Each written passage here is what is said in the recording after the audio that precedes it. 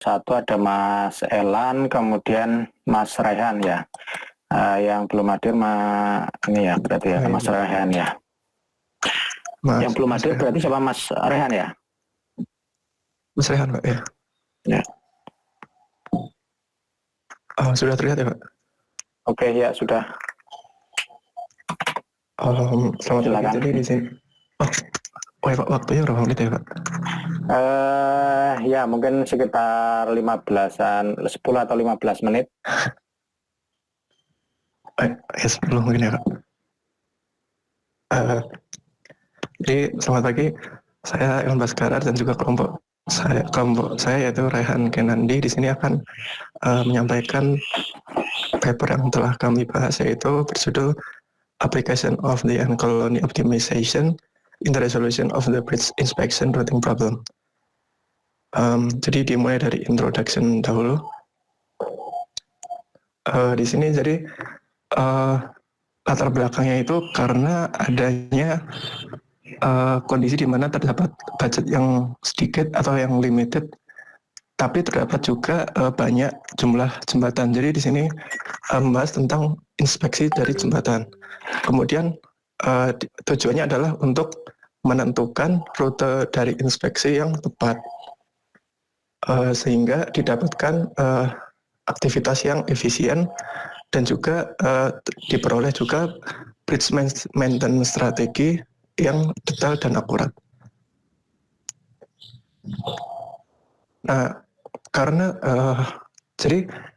ini berada di sebuah kota, jadi skenarionya itu ini adalah di sebuah kota, jadi butuh beberapa hari untuk melakukan inspeksi untuk semua jembatan.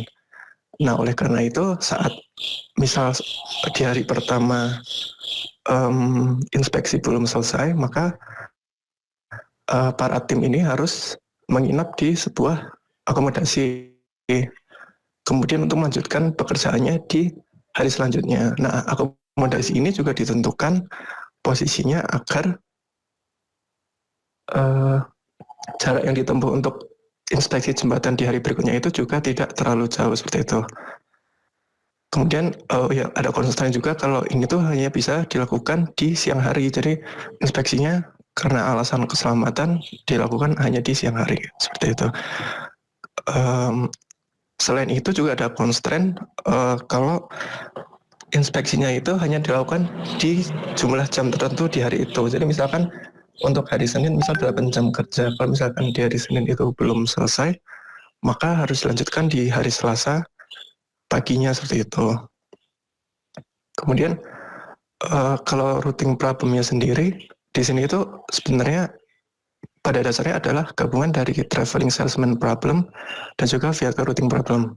Nah itu tuh kalau yang TSP dan VRP itu tuh sudah banyak dibahas di banyak algoritma seperti genetic algorithm, tabu search, harmony search, mimetic algorithm, branch and bound, column generation, dan juga N-colony itu sendiri. Sebenarnya kalau perbedaan dari VRP dan TSP itu, kalau TSP itu adalah sebenarnya VRP tapi hanya melibatkan satu vehicle saja atau satu tim saja seperti itu. Nah kemudian untuk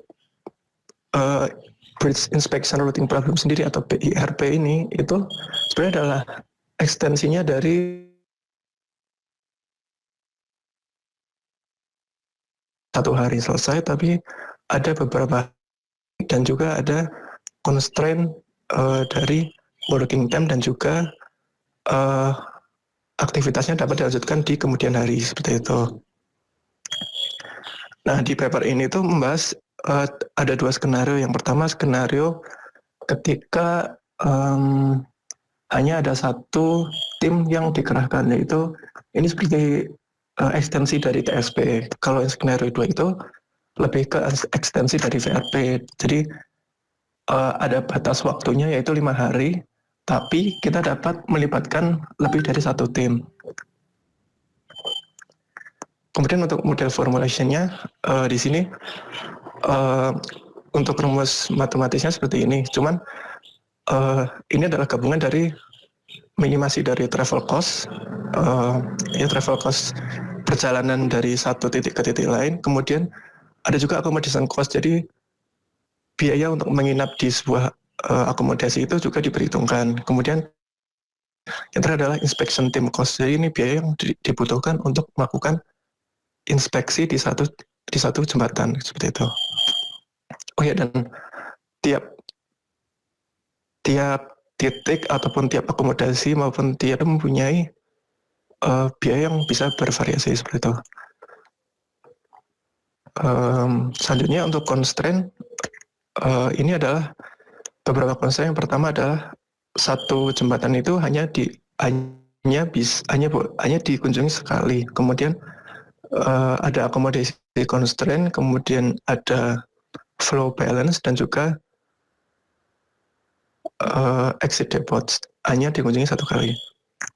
Kemudian untuk masuk depot juga satu kali. Kemudian terdapat constraint dari jam kerjanya tadi. Selanjutnya ada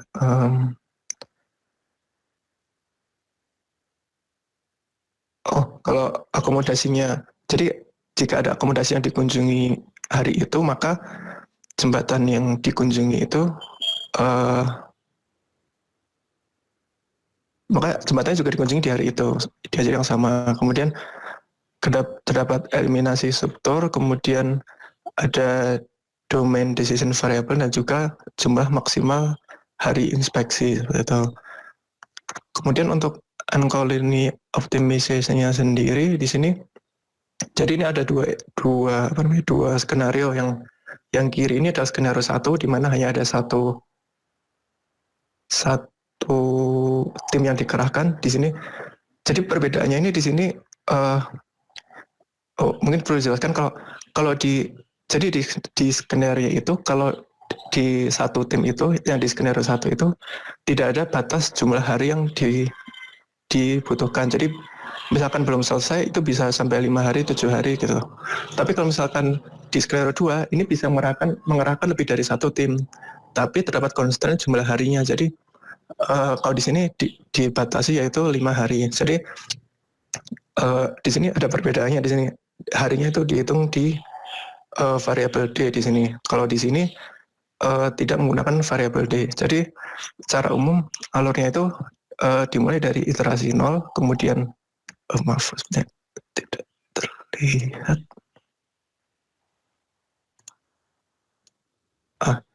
Jadi dimulai dari iterasi 0 dan juga A sama dengan 0. Kemudian N sendiri ini nilai N maksimal nanti. Kemudian J ini adalah biaya untuk inspeksi. Kemudian dimulai dari depot. Kemudian jika semua jembatan sudah diinspeksi, maka langsung kembali ke depot. Tapi kan ini masih awal, jadi belum. Kemudian ini FP ini apakah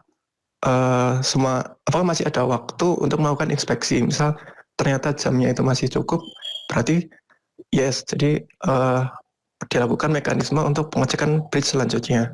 Nah, kemudian setelah itu pindah ke node I, kemudian maksudnya dari titik 1 ke titik 2 seperti itu. Kemudian melakukan loop seperti itu terus. Jika semua bridge sudah diseleksi, maka N tadi kembali ke depot. Kemudian update veronom, kemudian nilai A ini akan diupdate, tapi sebelumnya dipastikan dulu nilai J ini apakah nilai biaya yang baru ini lebih bagus, lebih minimal, berarti lebih minimal dari nilai J yang sebelumnya. Jika iya, maka nilai J yang baru ini diupdate untuk menjadi nilai J base seperti itu. Kemudian nilai A ditambah 1, kemudian nilai N ini juga jika sudah memenuhi nilai N, maka lanjut untuk nambah iterasi. Iterasi menjadi lebih dari satu iterasi menjadi iterasi plus 1. Kemudian update global veronom, kemudian stop seperti itu. Kalau perbedaannya dari yang skenario 2 tadi hanya ada di sini, di jumlah harinya itu ada constraint 5 hari. Jika sudah melebihi 5 hari, maka semua tim itu harus kembali ke depot seperti itu. Kemudian ini initial problem, ini sebenarnya adalah titik-titik itu ya. Jadi kalau yang depot itu warnanya hitam, kemudian yang accommodation itu warnanya hijau, kemudian bridge yang diinspeksi itu warnanya merah. Kemudian outputnya itu kira-kira seperti ini. Jadi ini sebenarnya adalah iterasinya ya, R101 seperti itu.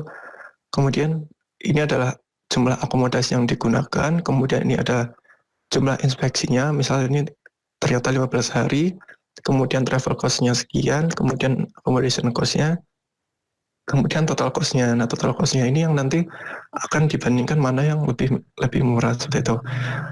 Nah, itu dari skenario 1 tadi itu jadinya seperti ini rutenya. Jadi dia juga kadang berhenti di accommodation, kemudian melanjutkan seperti itu.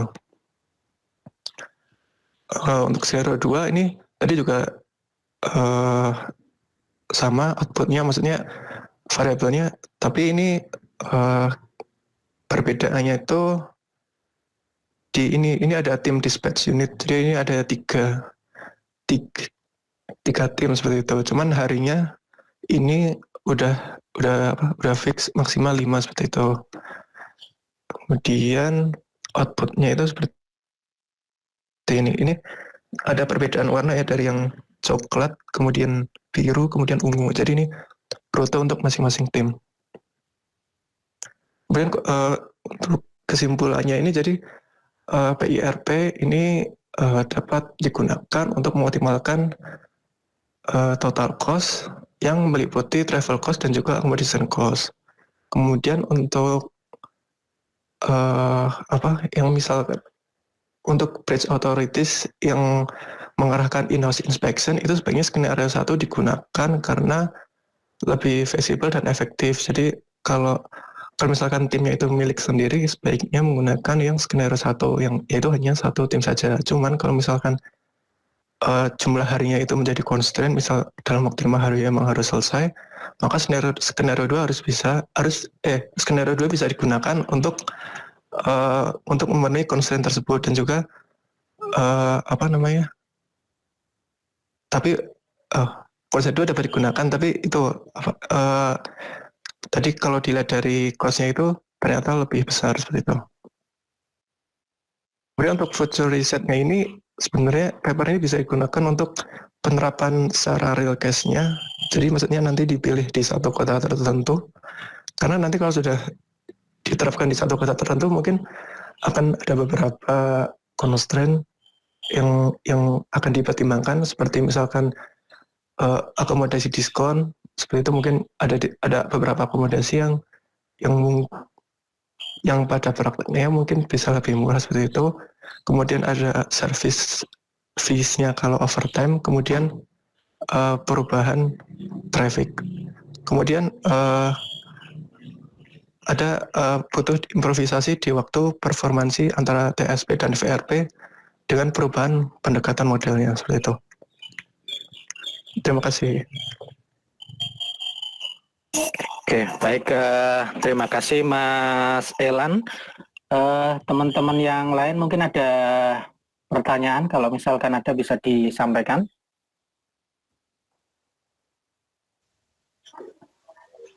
Assalamualaikum, mau bertanya Pak, mohon maaf. Ya, silakan monggo. Tadi tentang penjelasan dari Mas Elan itu kan aplikasi ACO ya, Uncolony Optimization untuk Bridge Inspection Routing Problem. Nah itu mungkin bisa dijelaskan untuk pengaruh dari inisial parameter ACO-nya ada nggak terhadap hasil dari simulasi yang dilakukan? Apakah itu hanya untuk settingan parameter tidak diperhatikan, hanya diperhatikan dari berapa jumlah tim yang nanti bergerak dan harinya tadi? Terima kasih. Ya, silakan mungkin Mas Elan mau menanggapi.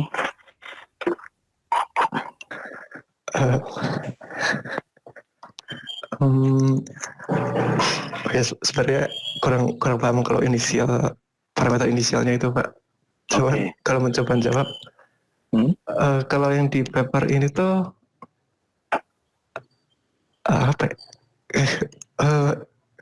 Oh, kurang tahu Pak.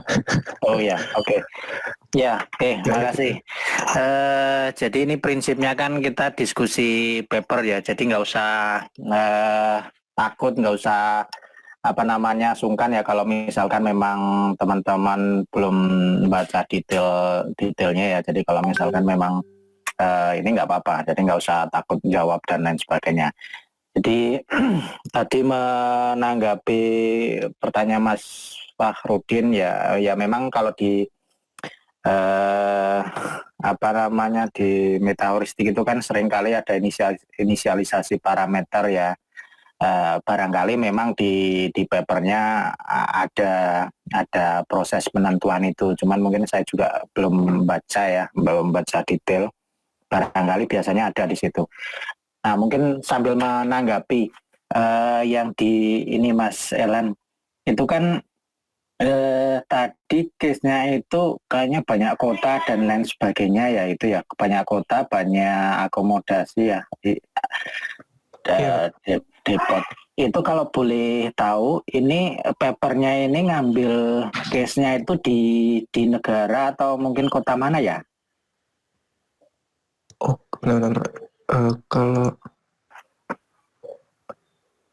kayaknya tuh bukan case study seperti Pak. Maksudnya bukan. Oke, jadi dia modelnya ini ya, penelitiannya itu pakai data yang di-generate ya? Iya Pak. Kalau tulisannya nggak ada di tertentu seperti itu. Oke, ya. Oke, ya, makasih. Mungkin ada yang lain?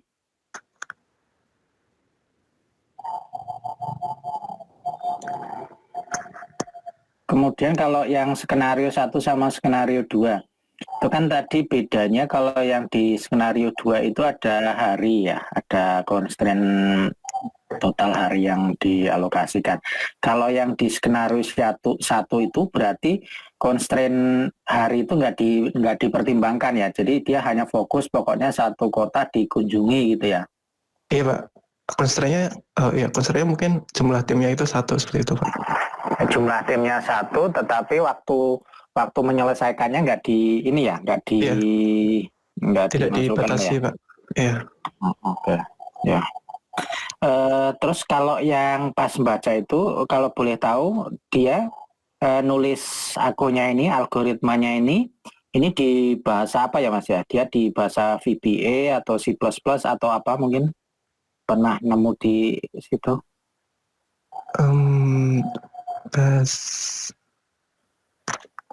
MATLAB atau apa mungkin?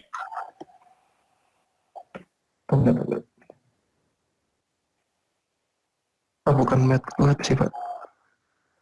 VBA atau C++ atau apa mungkin?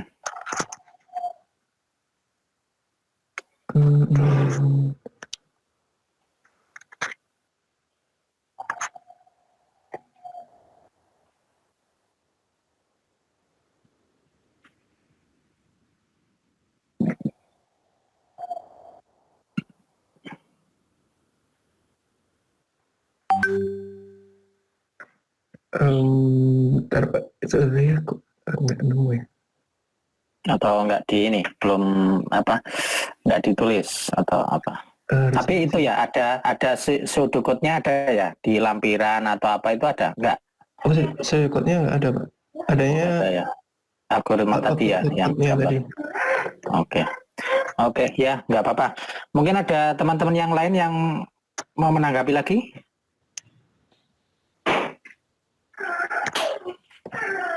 Ada? Oke, kalau nggak ada, terima kasih untuk Mas Elan Baskara ya, mewakili kelompok 1. Terima kasih Pak.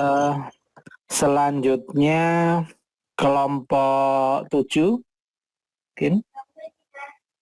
Kelompok 7 itu ada Mas Rian Yunanto sama Fatima Dara Pramesti. Ya Pak. Saya izin present ya Pak.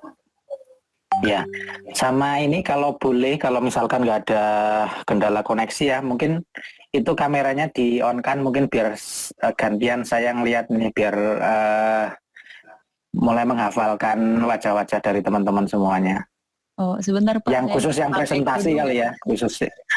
Oh iya, khusus yang presentasi ya mungkin biar nggak loadnya nggak bebannya nggak berat. Mungkin. Nanti kalau pas presentasi. Tapi kalau misalkan memang terpaksanya nggak apa-apa, nggak.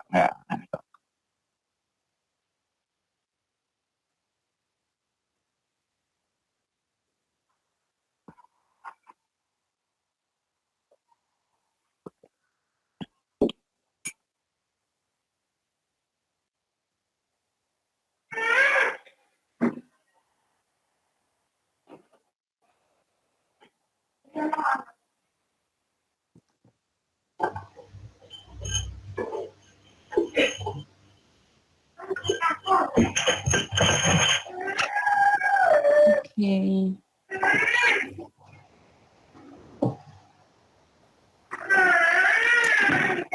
Ya, selamat pagi semuanya.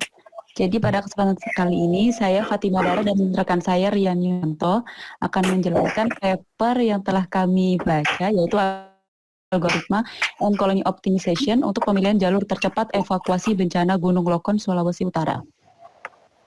Ini kontennya. Ya, di pertama pendahuluan. Jadi paper ini berangkat dari fakta bahwa Indonesia ini terletak di dalam Ring of Fire, di mana hal ini menyebabkan 81% gempa bumi terbesar terjadi sepanjang jalur ini, dan salah satu pulau yang ada di Indonesia yaitu Sulawesi, termasuk tempat yang rawan bencana.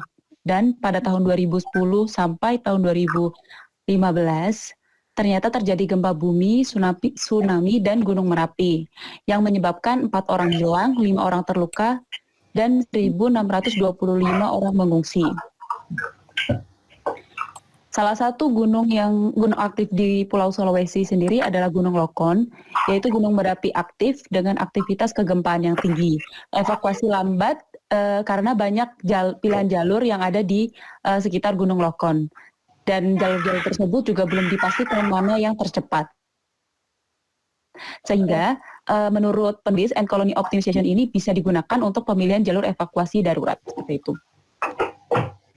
Nah, tujuannya kalau di paper ini ditulis beberapa, namun kalau misalnya kita lihat, yang pertama ada bagaimana menentukan jalur evakuasi tercepat yang dapat diakses masyarakat, di mana termasuk mencari sistem evakuasi yang tepat dan menemukan jalur yang harus dilewati. Namun menurut kami tujuan ini intinya adalah mencari jalur tercepat untuk evakuasi seperti itu.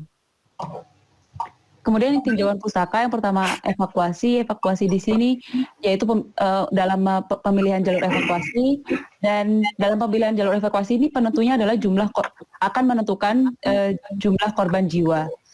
Mekanisme evakuasi saat ini yaitu peringatannya berbunyi, lalu penduduk kumpul di master point atau tempat berkumpul yang kemudian akan bergerak ke shelter. Dan menurut paper ini mengacu pada paper yang telah dilakukan oleh Avevia tahun 2014, di mana beliau menemukan bahwa penentuan jalur evakuasi dapat dilakukan dengan end colony optimization, yaitu algoritma ini digunakan untuk memperbaharui feromon pada algoritma ACO untuk menghasilkan simulasi dengan solusi yang optimal. Lalu yang kedua ada Gunung Lokon, seperti dijelaskan di awal tadi, ini adalah salah satu gunung berapi aktif yang ada di Sulawesi Utara, bahkan pada tahun 2014 sampai 2015 terjadi 6 kali letusan. Terdapat 12 perkampungan di sekitar kaki Gunung Lokon, di mana dibedakan menjadi 2 bagian. Yang pertama kawasan rawan lahar atau banjir, yang kedua kawasan rawan terhadap hujan abu. Metode penelitiannya pada paper ini menggunakan end colony optimization, yaitu salah satu kelas algoritma yang terinspirasi pada sikap kolaboratif semut. Kemudian dalam mendapatkan makanannya, semut ini melakukan komunikasi dengan sesamanya, di mana menyebarkan feromon atau substansi kimia. Dan selama mereka berjalan di jalur yang telah dilewati. Dan semakin banyak semut yang lewat, artinya semakin banyak zat feromon. Ini contoh gambarnya atau contoh modelnya. Yang pertama, bagaimana end colony optimization bekerja, yaitu sejumlah M semut ditempatkan pada sejumlah N titik. Kemudian setiap semut membuat tur secara berulang. Selagi membangun tur, setiap semut akan memodifikasi feromon pada edge yang dikunjungi. Jadi ini seperti bagaimana ACO bekerja pada umumnya, bukan terkhususkan untuk kasus ini. Kemudian pengaplikasiannya, yang pertama mengkonstruksi masalah ke graf G sama dengan V, himpunan VE. V di mana adalah himpunan vertex atau titik, dan E himpunan edge atau jarak dari dua titik. Yang kedua, kendala yang terdapat pada jalur evakuasi, yaitu mengutik dengan titik yang ada hanya dikunjungi sekali. Dan pemberian intensitas atau feromon dari informasi heuristik setelah semut mengunjungi titik S dan juga setelah mengunjungi titik R. Dan yang keempat, tur atau jalur yang dibangun ini inisialisasinya adalah sebanyak M semut ditempatkan di N titik menurut aturan tertentu. Kemudian mengaplikasikan state transition rule secara iteratif. Yang pertama, ada semut membangun lintasan di titik R. Semut juga memilih secara probabilistik titik S yang belum dikunjungi menurut intensitas feromon pada edge antara titik R dan S dan informasi heuristik lokal. Jalur terpendek disimpan pada memori atau tabulis. Jadi pada PPR ini mereka menggunakan tabulis. Dan tabulis ini berisikan himpunan titik yang masih harus dikunjungi. Dan kemudian feromon diupdate. Selanjutnya. Mas. Terima kasih Mbak Dara untuk melanjutkan presentasi yang di sebelumnya Mbak Dara jelaskan tadi. Jadi saya masuk ke hasil pembahasan. Nah, di sini data lokasi bencana ini kita mempunyai 5 area desa, yang ada desa Tinor, desa Inilau, desa Kakangsakan 1, Kakangsakan 2, dan juga Rindam Kakangsakan 2. Nah, di sini dijelaskan sendiri jarak dari desa ke pusat letusan. Itu ada yang 1,20 yang berkata berbahaya, 1 kilo sampai 2,8 berbahaya, dan selanjutnya. Next. Nah, di sini dari data lokasi-lokasi desa tadi didapatkan data dari lokasi shelter yang seperti berikut. Ada shelter A, B, C, D, dan E yang mewakilkan dari masing-masing lokasi tadi yang sebelumnya sudah dijelaskan. Dan di sini mungkin teman-teman akan bingung apa itu ada tulisan 5, 5, 4, 3, 3, dan semacamnya. Itu adalah penilaian yang nanti akan digunakan untuk dasar dari variabel perhitungan. Next. Nah, selain mencari rute tercepat, ternyata pada paper ini juga mempertimbangkan 5 variabel, yaitu pertama panjang rute, 2 kecepatan, 3 jumlah tikungan, dan 4 kepadatan dari masing-masing desa, dan juga 5 itu jumlah titik aman yang ada pada desa tersebut. Next. Nah, ini tahapan awal dalam analisis N-colony. Di sini si pembuat paper juga membangkitkan inisiasi dari parameter-parameter yang ada, seperti ada pembuatan dari jarak, pembuatan kecepatan, pembuatan kepadatan, tikungan, titik aman, dan juga di sini juga penulis juga menentukan jumlah N atau M itu berjumlah 4. Nah, dari data tadi kan seperti yang saya jelaskan sebelumnya itu ada angka 554 sebagainya. Itu tuh merupakan data yang digunakan pada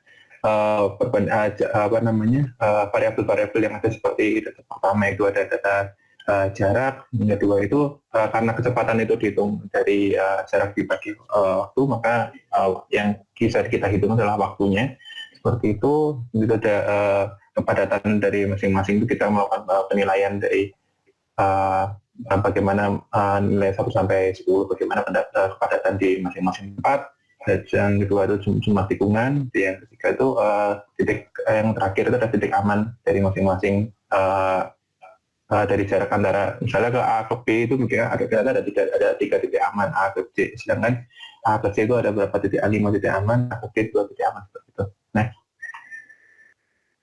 Nah, di sini Pak penulis juga menghitung nilai preferensi. Nah, nilai preferensi ini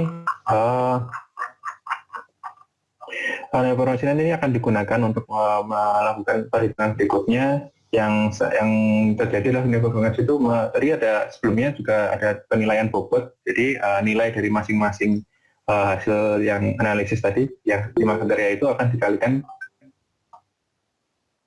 dikalikan dengan bobot-bobot yang sudah ada, seperti itu, dan didapatkan nilai preferensi seperti yang ada di slide next. Nah, di sini perhitungan sepertinya cukup simpel ya teman-teman.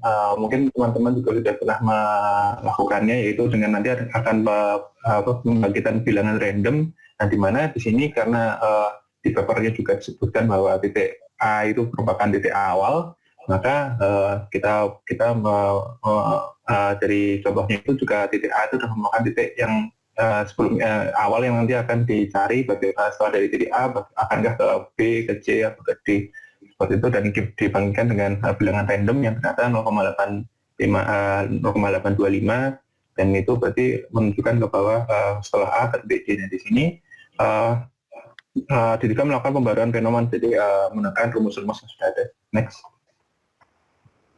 Nah, setelah didapatkan ternyata dari semut 1 sampai ke 4 itu dengan bilangan random macam-macam, didapatkan bahwa ada 4 rute, itu ada ADE, semut kedua itu menjalankan rute ABCE, yang semut ketiga itu ke ACB, dan semut keempat itu ke ACE dengan panjang dan kecepatan dengan variabel yang sudah ditemui.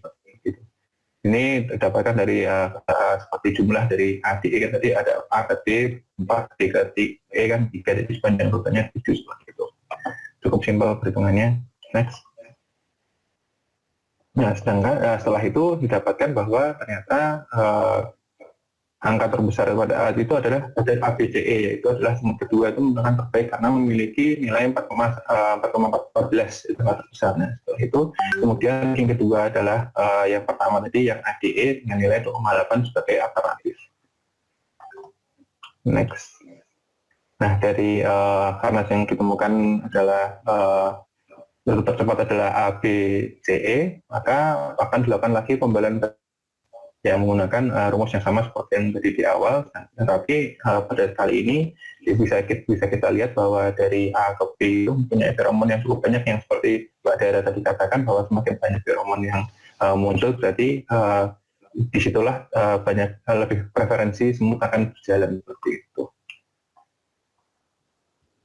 Next, mungkin saran dan pengembangan risetnya itu adalah menggunakan multiple end colony system untuk menemukan solusi yang efektif, karena di sini tuh kita sebenarnya bisa mempunyai dua tujuan ya. Pertama tuh mencari jalur cepat, yang kedua tuh menimbulkan traffic atau jalur evakuasi, sehingga multiple end colony itu sepertinya cocok bisa digunakan bila memperhatikan lebih dari satu tujuan seperti itu. Terima kasih atas perhatiannya. Kami silahkan untuk bila ada tanya jawab. Baik, terima kasih Mas Rian sama Mbak Fatima. Ini Mbak Fatima, panggilannya apa Mbak Fatima apa Mbak Dara tadi? Mas Rian? Dara. Mbak Dara ya? Ya. Oh Dara, sorry, berarti saya salah tadi. Ya, terima kasih Mas Rian sama Mbak Dara. Teman-teman yang lain barangkali ada yang mau ditanyakan terkait sama apa yang sudah dipresentasikan. Sekali lagi ya, jadi ini prinsipnya kita sharing saja, jadi nggak usah terlalu serius ya. Jadi kalau misalkan memang nanti memang belum detail atau mungkin ada sesuatu yang nggak bisa, ya nggak apa-apa ininya. Biar kita saling ini aja, saling belajar. Mungkin ada ini tanggapan, pertanyaan?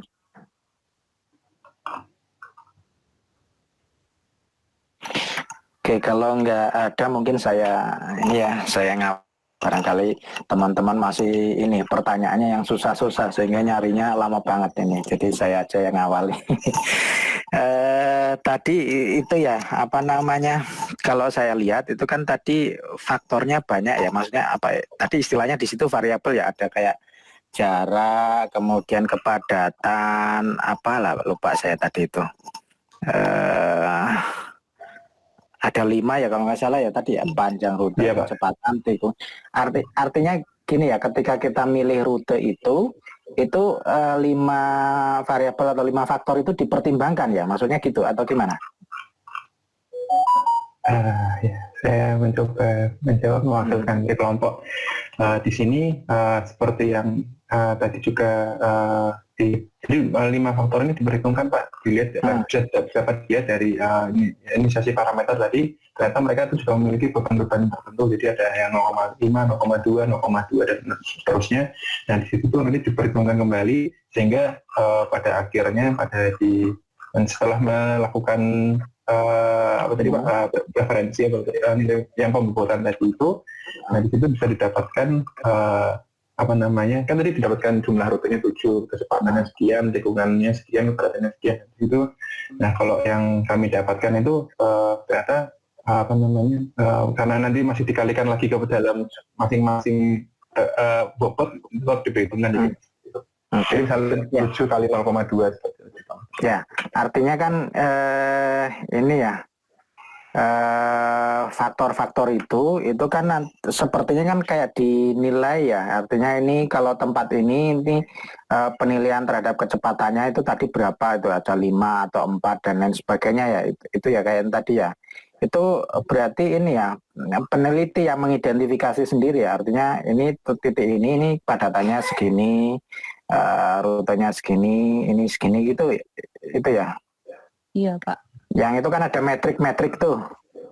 Iya Pak. Oke. Ya cuman kita mau mencoba memahami alurnya. Jadi kayak di setiap titik itu kan kayak dinilai dari segi kecepatan itu kira-kira berapa, dari segi kepadatan tikungan berapa tuh kayaknya ya itu ya. Iya Pak. Iya Pak. Oke. Tulisnya. Ya. Artinya kalau dari sini ini kan pertimbangan faktornya banyak, tetapi karena ada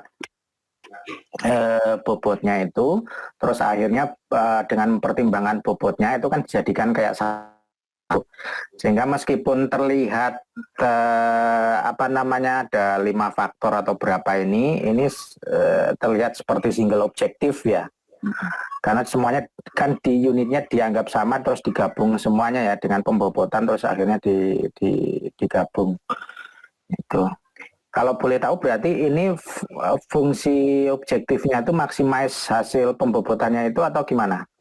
Atau minimize? Dicari yang paling apa? Yang paling nilainya paling besar total bobotnya atau total bobot ya? Kalau nggak salah ya. Itu ada itu. Ya total bobot ya. Oke. Ya, baik. Sama yang ini tadi di proses pengklasifikasian tadi itu suatu lokasi atau apa ya? Tadi saya lihat ada, ini masuk kategori bahaya, ini masuk kategori sedang, ini masuk kategori apa? Itu nanti ini kategori ini kategori ini apa? Ini masuknya nanti di apa ya itu ya? Dipertimbangkannya itu di posisi di mana misalkan ini? Kalau dari saya dijawab Pak. Ya. Kalau dari papernya sendiri itu disebutkan bahwa pertimbangannya itu berarti titik A sebagai tempat yang paling berbahaya itu bisa dijadikan sebagai tempat inisiasi atau inisiasi dia itu akan bergerak seperti itu sih Pak. Jadi titik A itu pasti harus ada seperti itu sih Pak. Harus dimulai dari titik A seperti itu. Titik A itu titik berangkat atau apa? Dari titik berangkatnya, Pak. Titik berangkatnya di desa Tinor tadi. Titik berangkat. Kalau titik berangkat, berarti nanti kan kembali lagi ke titik itu ya. Maksudnya kan nanti tadi itu ada itu ya, titik berangkat dari titik awal berakhir di titik itu lagi itu kayaknya tadi ya. Titik awal sama titik akhir sama. Kalau misalkan di area berbahaya itu beda lagi ini, ininya beda lagi atau gimana? Sebentar ya Pak. Ya.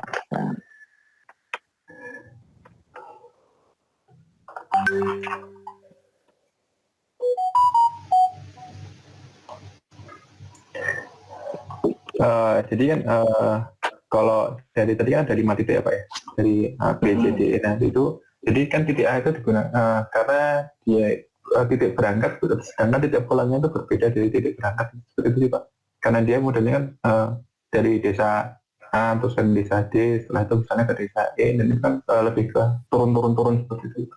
Jadi tidak kembali lagi ke titik A seperti itu. Oh gitu ya. Berarti yang maksudnya A, B, C kategori itu maksudnya kalau kategorinya berbahaya harus dijadwalkan lebih dulu atau apa? Iya Pak, Enggak. seperti itu. Kalau di jadwalkan lebih dulu berarti itu sudah ngurut ya, berarti ya A, B, C, D, E. Lebih ke inisiasinya sih Pak. Jadi inisiasinya itu jadi si A aja. Jadi kalau setelah dari A bisa ke B, bisa ke C juga bisa. Seperti itu Pak, sesuai dengan contoh dari graf titiknya tadi. Jangan A tapi tidak bisa ke C karena jaraknya berbeda. Oke ya, makasih. Ada yang lain mungkin teman-teman?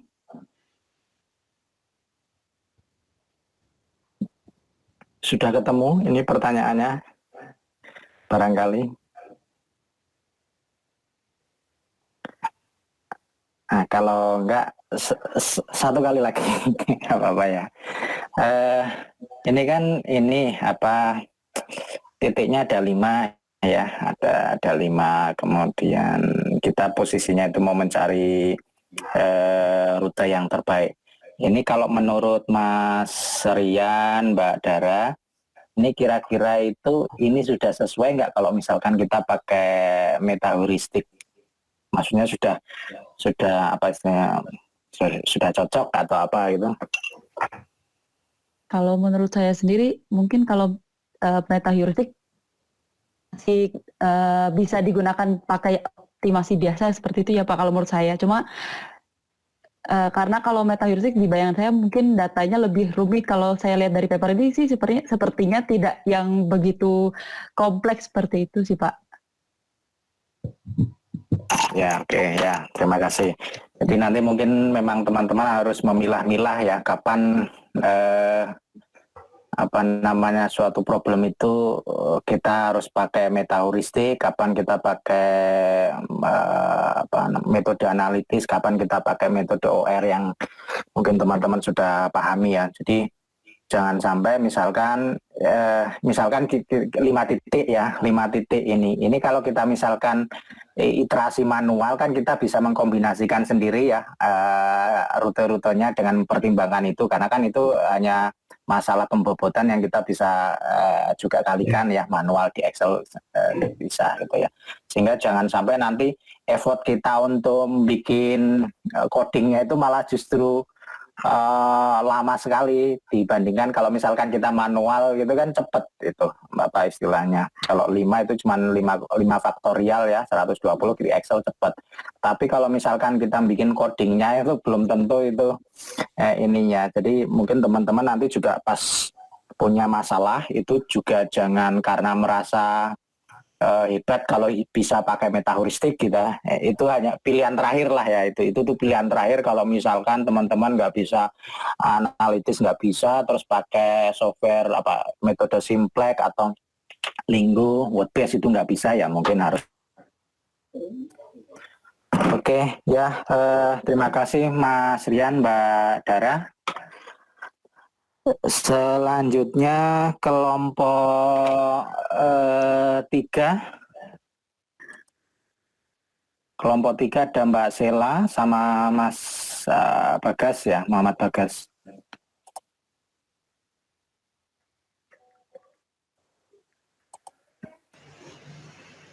Baik Pak.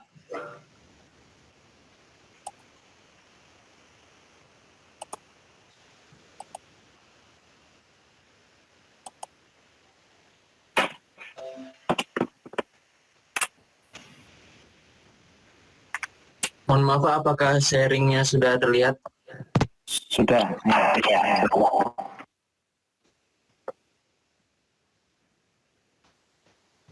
Baik, selamat pagi Pak Agus Darmawan dan juga teman-teman. Saya Sela Priscila Selahi dan juga rekan saya Muhammad Bagas Anugrah dari kelompok 3 akan men-sharingkan hasil diskusi kami terkait paper yang berjudul Next. Mbak Sela itu kameranya bisa di-on-kan nggak? Oh iya Pak, sebentar. Ya. Yang berjudul colony optimization algorithm for the multi-depot green vehicle routing problem with multiple objective yang ditulis oleh Yang Buli dan kawan-kawan pada tahun 2019. Next. Berikut ini outline yang akan kami sampaikan pada hari ini. Langsung saja kita masuk ke latar belakang. Nah, di paper ini disebutkan bahwa komponen utama dari sistem distribusi itu adalah rute kendaraan ke konsumen. Hal ini dikarenakan pengorganisasian rute adalah bagian keputusan strategis dalam bisnis transportasi dan juga logistik. Nah, selama 3 dekade terakhir, sebagian besar penelitian dalam pemodelan matematis sistem transportasi dan optimasi jaringan telah menunjukkan bahwa penggunaan operation research dan prosedur terkomputerisasi untuk merancang dan merencanakan jaringan distribusi tidak hanya akan mengurangi biaya transportasi, tetapi juga dapat membantu si pengambil keputusan untuk mencapai tingkat layanan yang diinginkan. Nah, hal ini bisa tercapai karena terbantu dengan adanya kemajuan komputer. Saat ini adanya peningkatan biaya transportasi dan harapan pelanggan ditambah dengan adanya peningkatan tekanan untuk mengurangi dampak lingkungan dari aktivitas transportasi akibat adanya emisi kendaraan, itu membuat pengembangan model yang mampu mengatasi tantangan ekonomi, sosial, dan lingkungan yang terkait dengan manajemen dan operasi jaringan rantai pasok mengalami peningkatan permintaan. Next.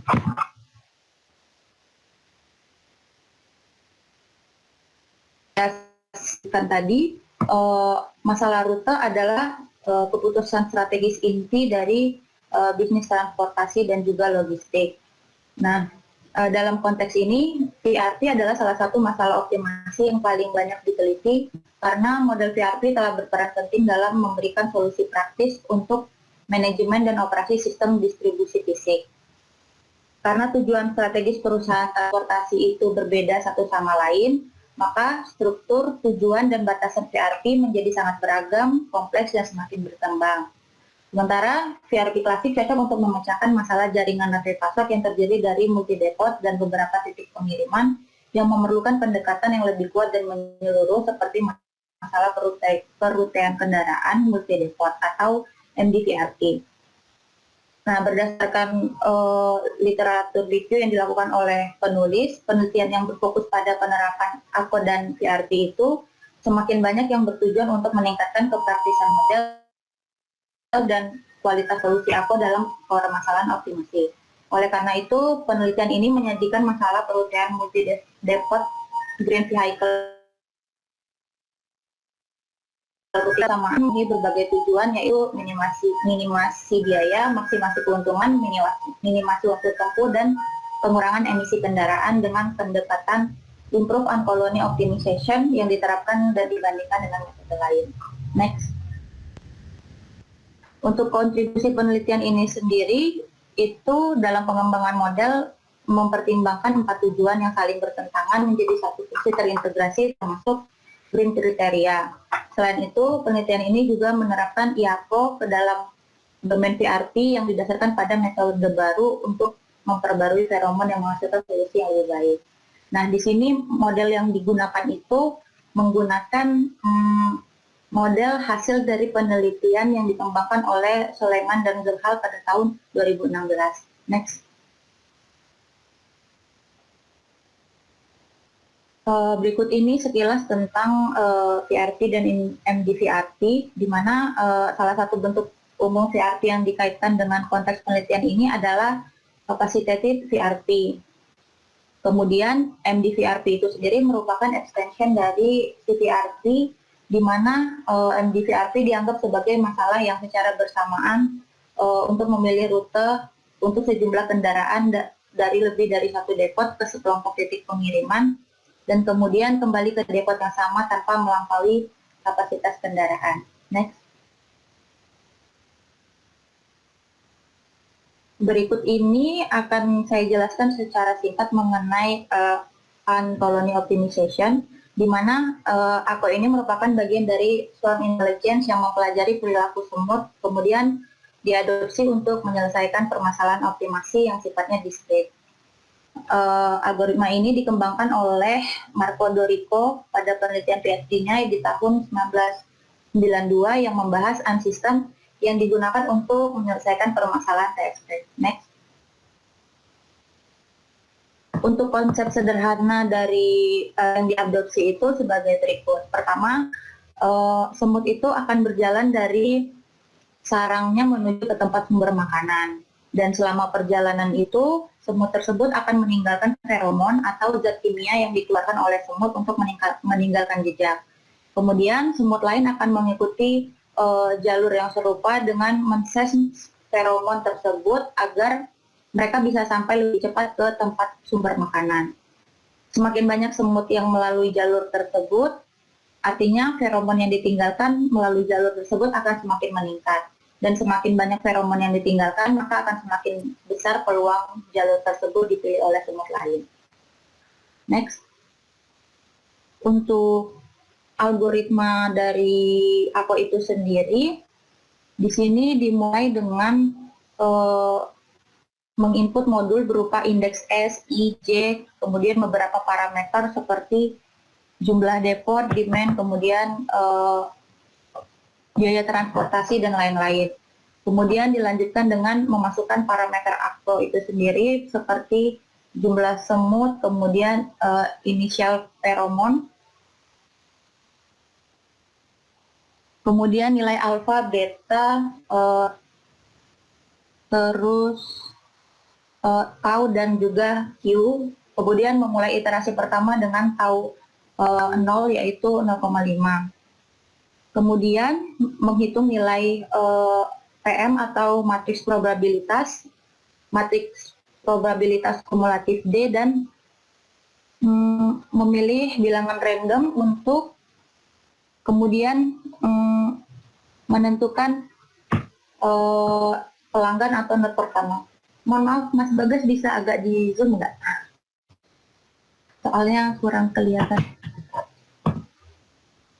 Nah, selanjutnya dilanjutkan pada decision apabila demand pelanggan di node itu melebihi kapasitas kendaraan, maka akan membuat new tour, dan jika jumlah depot yang tersisa belum sama dengan 0, maka akan kembali ke proses ini kembali yang sebelum yang setelah penentuan theta dan sebagainya. Kemudian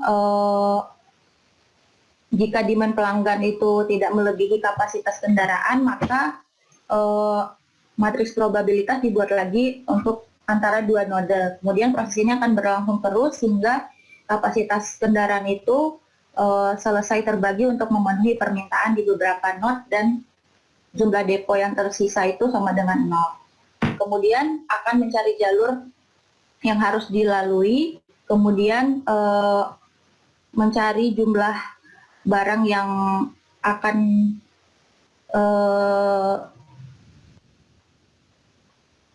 yang akan diangkut di rute itu, kemudian nilai fungsi tujuan dihitung dan dibandingkan dengan hasil iterasi sebelumnya, dan kemudian yang terbaik yang dipilih. Di sini yang terbaik akan disebut sebagai global dex. Selanjutnya tingkat feromon harus diperbarui dan loop ini akan berlanjut hingga aturan terminasi tercapai. Akhirnya hasil dan solusi terbaik akan diperoleh di akhir algoritma. Next. Untuk penelitian ini itu menggunakan model yang sudah dibentuk oleh Zohal dan Soleimani pada tahun 2016. Namun di paper ini untuk penjelasan mengenai kasus yang diadopsi itu sendiri kurang dijelaskan, sehingga di sini yang bisa saya tampilkan adalah bentuk umum masalah MDVRT-nya itu sendiri. Namun apabila teman-teman penasaran, dapat mengacu pada paper yang ditulis oleh Zohal dan Soleimani pada tahun 2016. Next. Asumsi yang digunakan pada penelitian ini sebagai berikut. Pertama, masalah dirancang sebagai jaringan distrik, kemudian setiap kendaraan itu kembali ke depo keberangkatan, di mana titik awal dan titik akhirnya akan sama. Kemudian satu pelanggan itu hanya akan dikunjungi oleh satu kali kunjungan kendaraan. Kemudian satu kendaraan itu hanya diisi dari satu depo. Kemudian kapasitas kendaraan sama, dan yang terakhir setiap kendaraan memiliki deponya masing-masing.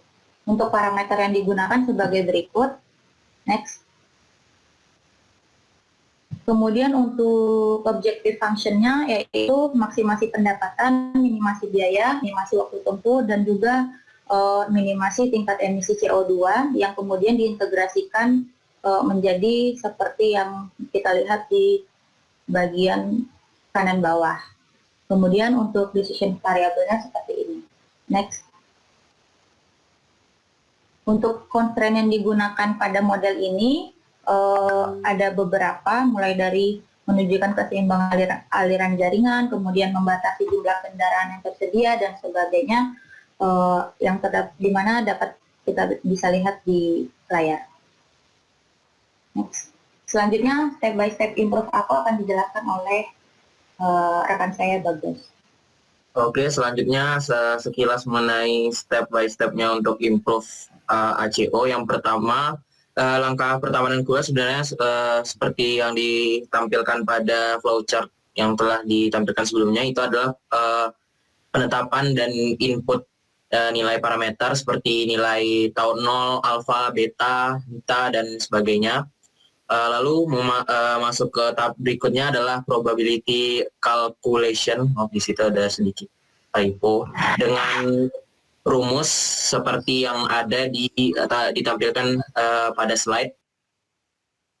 Lalu contohnya apabila nilai tau 0 untuk edge antara titik vertex titik I dan J itu memiliki nilai tau 0,5 untuk setiap edge-nya, maka bisa dikalkulasikan nilai probability matrix untuk tiap selnya, baik untuk sel 11, 12, atau 13 dengan perhitungan seperti yang ditampilkan pada slide.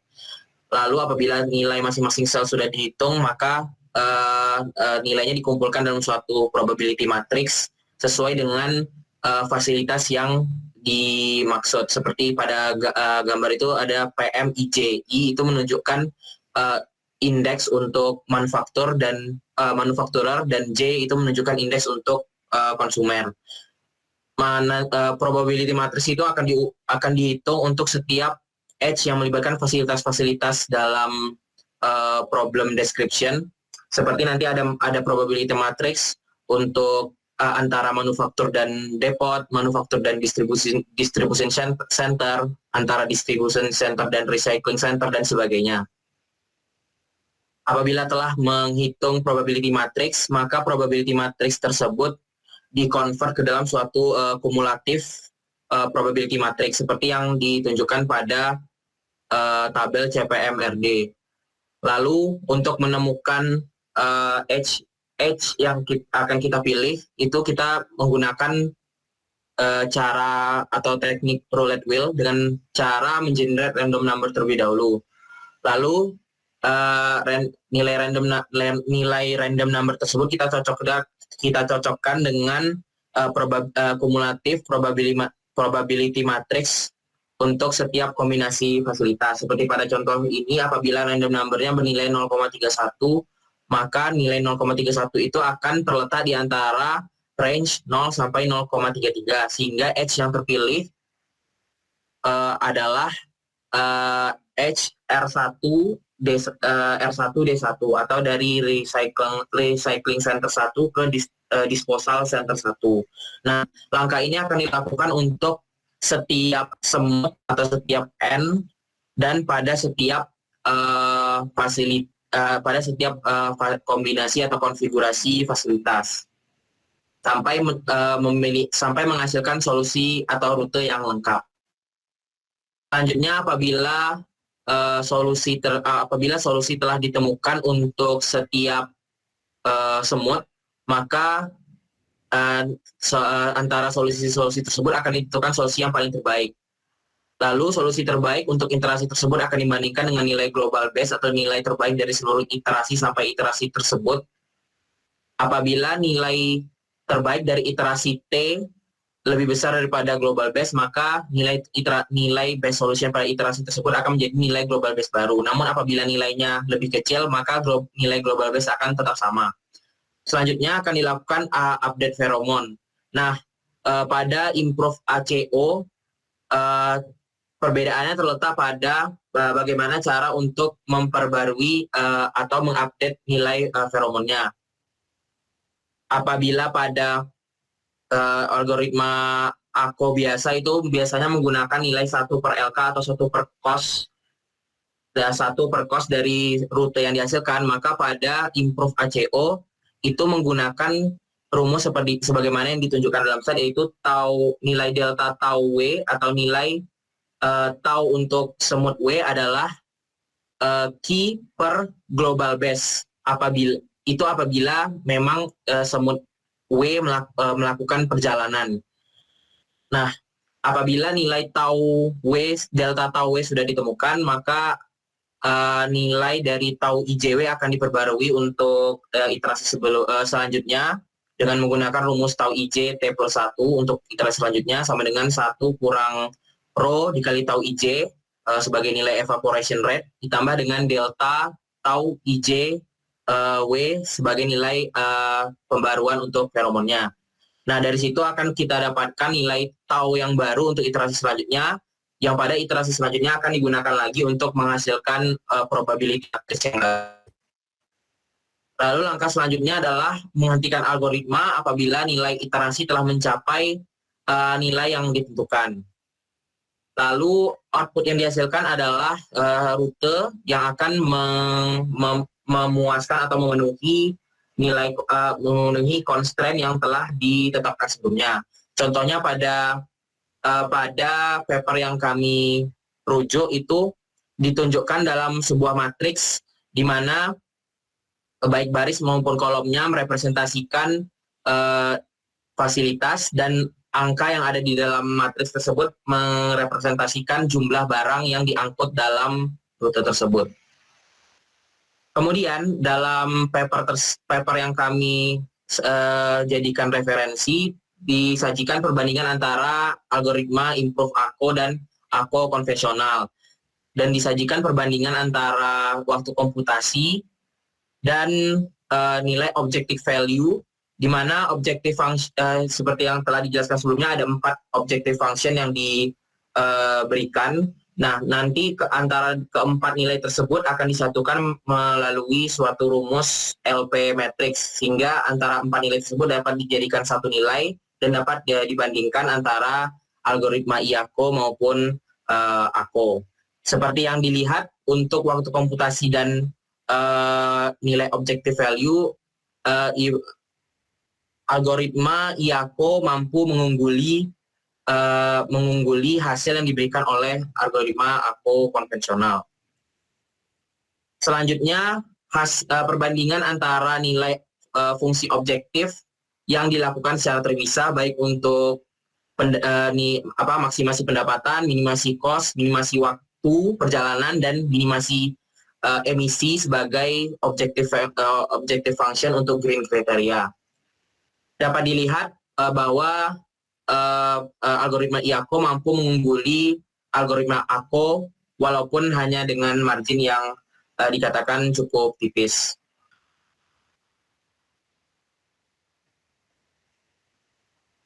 Selanjutnya kesimpulan oleh Mbak Sela.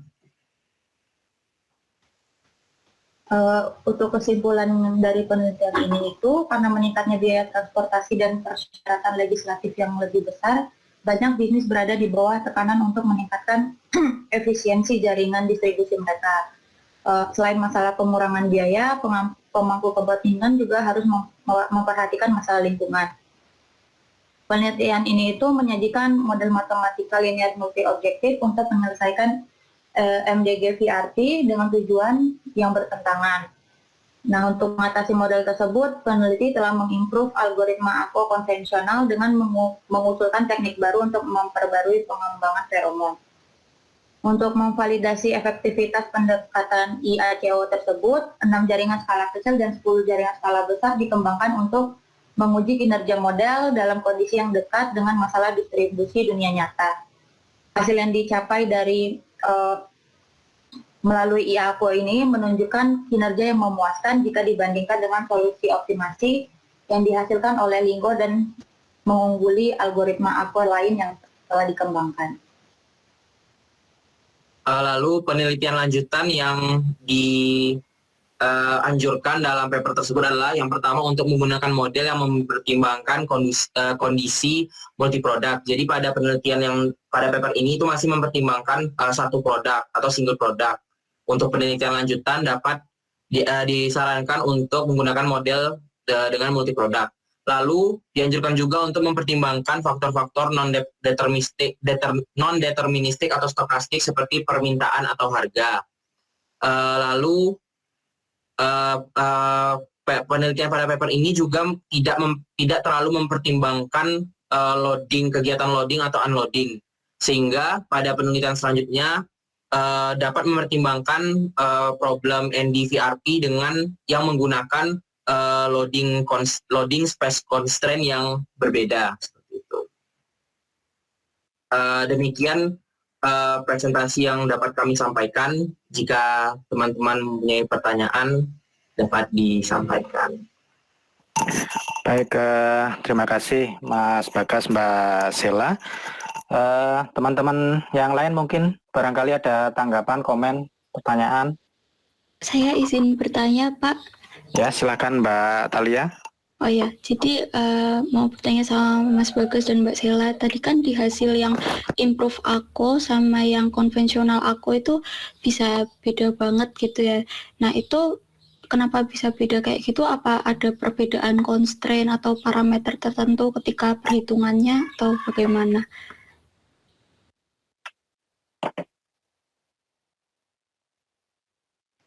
Ya mungkin saya izin menjawab. Nah mungkin nanti bisa ditambahkan lagi oleh Mbak Sela. Jadi sebagaimana ada di judul papernya, itu memang algoritma yang digunakan atau dipropose oleh penelitian ini itu merupakan metode yang diimprove dari AKO konvensional biasa. Perbedaannya terletak pada nilai tau, cara untuk mencari nilai delta tau pada step untuk memperbarui feromon. Jadi kalau tidak salah pada algoritma AKO biasa itu rumusnya adalah 1 per LK atau 1 per cos yang dihasilkan untuk solusi pada semut tertentu. Sementara pada improve AKO ini cara untuk mengadit feromonnya itu berbeda, yaitu dengan menggunakan nilai yang konstan atau Q dibagi dengan nilai global base untuk iterasi tersebut pada semut tertentu atau semut W sebagaimana yang ditunjukkan oleh indeks yang ada pada rumus tersebut. Nah, hal ini menyebabkan apabila suatu solusi itu nilai global base-nya apabila nilai global base dari semut tertentu dan solusi tertentu itu nilainya semakin besar, maka itu akan menghasilkan nilai delta tau yang semakin kecil. Nah, apabila nilai delta tau semakin kecil, maka nilai tau yang akan digunakan untuk nilai tau atau nilai feromon yang akan digunakan untuk iterasi selanjutnya itu juga akan semakin kecil, sehingga solusi tersebut atau jalur tersebut memiliki kemungkinan yang akan lebih kecil pula untuk terpilih pada iterasi-iterasi sebelumnya, begitu Mbak. Kemudian untuk sedikit tambahan di penelitian yang sebelumnya itu mereka hanya menggunakan 3 fungsi tujuan, di mana untuk mencapai maksimasi pendapatan, kemudian minimasi biaya dan juga minimasi pengeluaran emisi. Tapi di penelitian yang udah diikut ini mereka ikut menambahkan 1 fungsi tujuan, yaitu untuk meminimasi waktu tempuh kendaraan, seperti itu. Iya, terima kasih Mas Bagas dan Mbak Sela. Mungkin sedikit menambahkan ya terkait sama pertanyaannya Mbak Thalia. Jadi memang ini ya problem di metaheuristik Jadi di awal-awal kita sudah diskusikan ya, punya kesepakatan bahwa metode metaheuristik, di situ kan ada istilah heuristik ya. Heuristik itu artinya pendekatan, sehingga biasanya memang kita tidak bisa menggaransi bahwa solusinya itu benar-benar optimal. Nah, itu sepertinya seperti itu. Kemudian kalau kita bicara tentang metaheuristik, itu kan kita bicaranya biasanya untuk menyelesaikan masalah-masalah yang kompleks, yang mungkin sebagai ilustrasi kalau kita kemarin gambarkan itu ada gambar kurva yang itu banyak lokal optima ya, ada banyak lokal optima. Jadi kayak ada yang naik, kemudian turun, naik lagi, turun lagi dan lain sebagainya. Sehingga kadangkala pendekatan yang digunakan untuk mendapatkan nilai itu kan berbeda-beda. Jadi dia mungkin arahnya itu dari sisi kiri, kemudian dia naik, dengan yang dia mungkin dari sisi kanan, kemudian naik dan lain sebagainya. Itu boleh jadi nanti hasilnya akan kadang bisa beda. Nah, makanya kalau di beberapa paper yang baru itu memang seringkali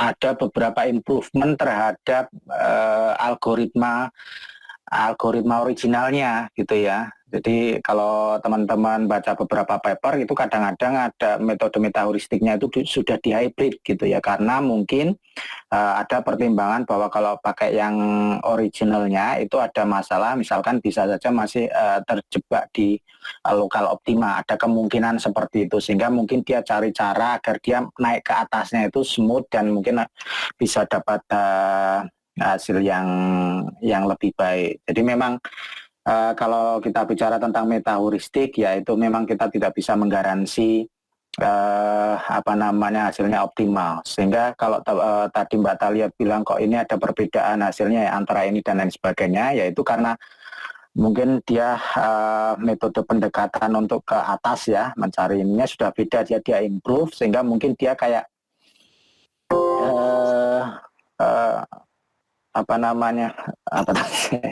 kayak lupa tadi. Jadi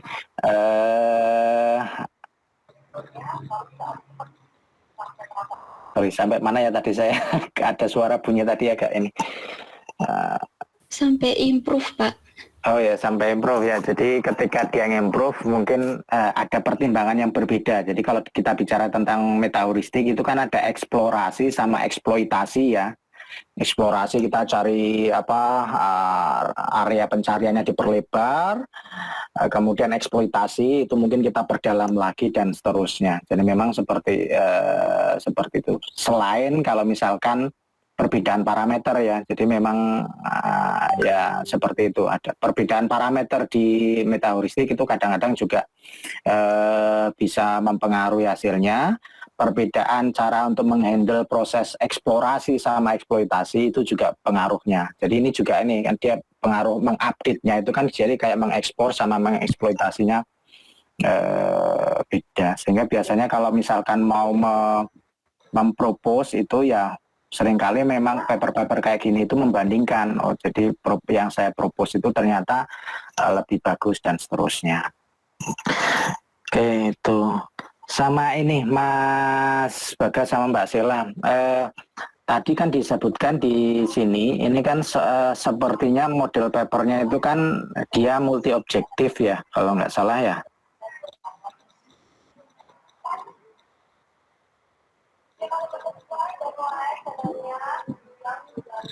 Nah ini objektif fungsinya itu ya, objektif fungsinya itu ada 4 ya, ada 4.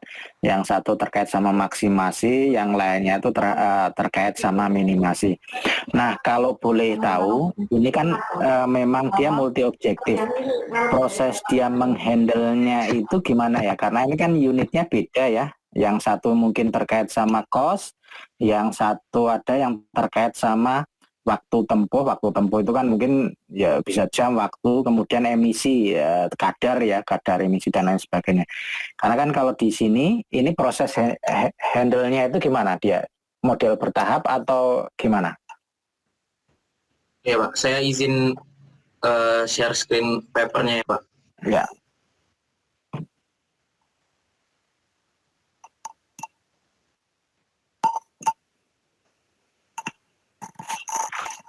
Apakah sudah terlihat, Pak? Ya.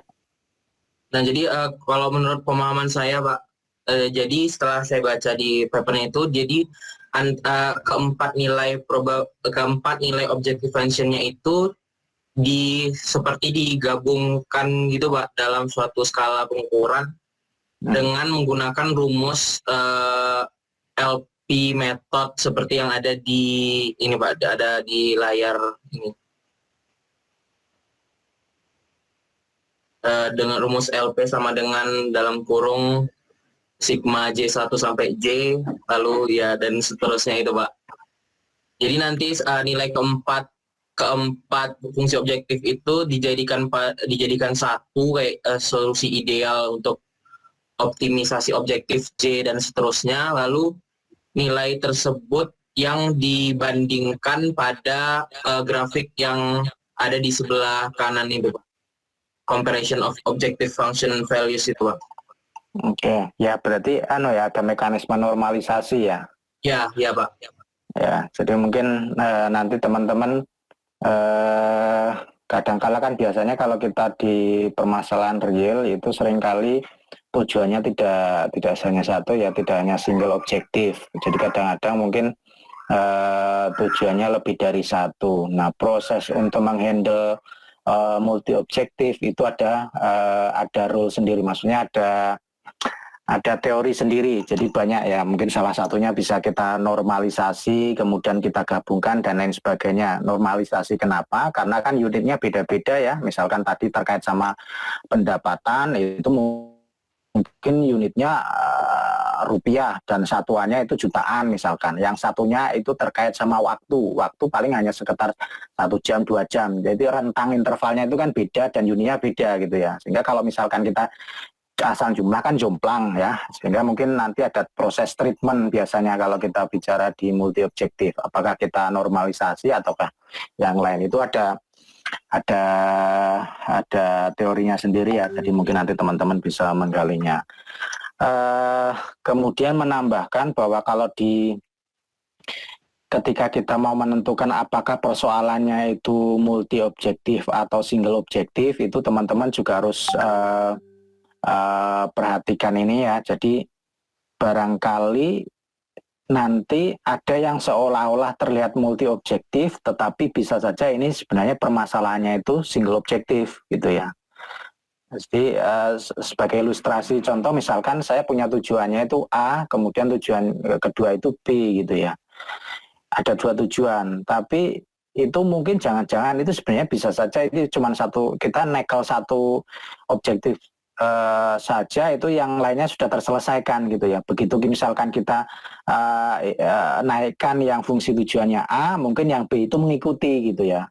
Jadi ketika A naik, ini B akan mengikuti, sehingga mungkin untuk kasus yang seperti itu bisa saja kita treatment sebagai single objektif. Jadi kita hanya pertimbangkan satu aja, yang lainnya sudah langsung terpenuhi. Nah, biasanya kalau kita mempertimbangkan multi objektif itu jika tujuannya itu saling bertentangan, artinya ada trade off ya, ada trade off. Jadi karena ada resources terbatas, sehingga misalkan kalau kita naikkan ini yang ini akan turun gitu ya. Kalau sebaliknya kalau kita naikkan yang ini, yang satunya turun, sehingga harus dicari titik optimal yang melibatkan dua-duanya. Sehingga kalau kita bicara tentang multi objektif, itu biasanya fungsi tujuannya itu akan saling kontradiktif. Jadi kalau misalkan saya naikkan ini, yang sana ini bisa turun ya, dan sehingga dicari titik optimalnya. Oke, mungkin itu ada yang lain.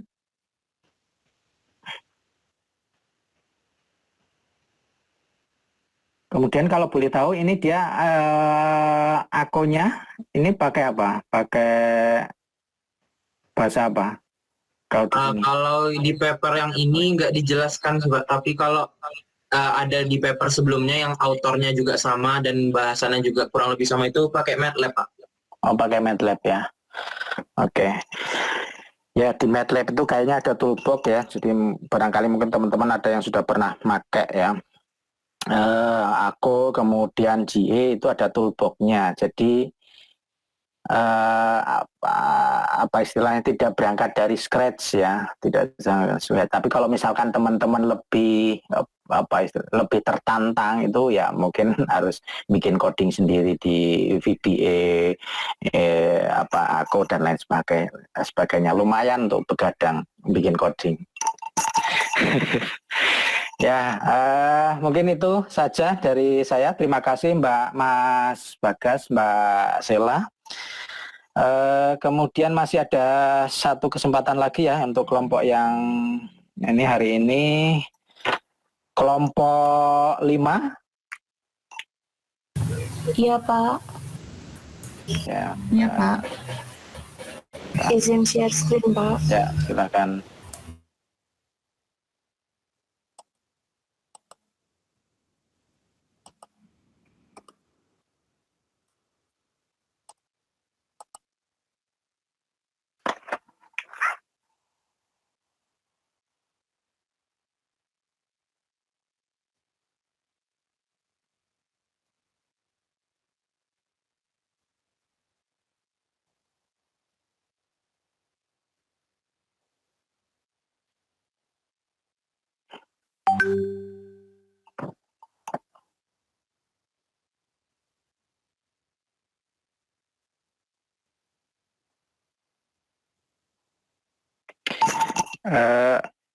Suaranya belum ada ya? Iya Pak. Ya. Sudah. Maaf Pak, barusan sinyal saya hilang Pak. Izin tidak menggunakan kamera ya Pak. Ya, oke, nggak apa-apa. Ya, selamat siang. Terima kasih atas kesempatannya. Sini saya coba menyampaikan paper yang kami kaji tentang mobile robot pet planning using an improved and colony optimization. Outline dari presentasi terdiri dari latar belakang, metode, and colony tentang AJOK, kemudian modifikasi yang diusulkan pada penelitian ini, simulasi dan diskusi hasil kesimpulan dan future research. Selanjutnya, untuk latar belakang, N-Colony diperkenalkan oleh Mark Godet pada tahun 90-an, di mana algoritma ini banyak digunakan untuk memecahkan masalah pengoptimalan kombinatorial. Selain itu, banyak digunakan untuk memecahkan kasus routing. Dikarenakan kelebihan proses paralel, komputasi dan terdistribusi, dan ketahanan yang dimiliki algoritma N-Colony, maka algoritma ini mulai diterapkan dalam bidang navigasi robot seluler. Namun terdapat beberapa kekurangan pada implementasi AKU ini. Yang pertama itu membutuhkan waktu yang lama dalam melakukan penyelesaian. Jadi time konvergensinya itu lama. Kemudian mudah terjadi kendala atau stagnansi dari perilaku semut. Kemudian membutuhkan waktu yang lama dalam mencapai lokal optimasi. Untuk meningkatkan algoritma N-Colony, banyak peneliti yang mengusulkan beberapa perbaikan. Salah satunya dalam penelitian ini. Next. Nah, pada penelitian ini, usulan perbaikannya menetapkan probabilitas stimulasi yang membantu semut untuk memilih grid yang aman untuk menentukan jalan keluar menuju target.